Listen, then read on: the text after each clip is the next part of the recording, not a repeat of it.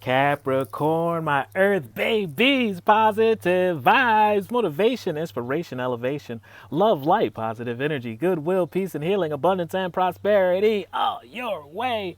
Please like, share, comment, and subscribe. If this page has been a blessing to you, check out my LinkTree. Link is in the bio. I do have some special treats there for you. Your word of the day is positive action.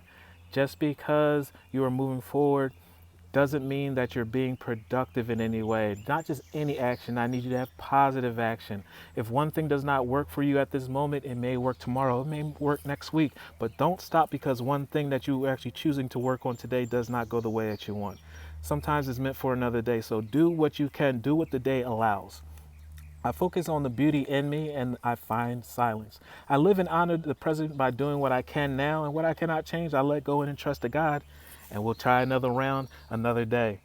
God has you on a timeline. You're in the right place at the right time doing the right things. Make sure that you're doing something positively that's helping you build your brand. Love one another. Be kind to one another. Love yourself. I love you too.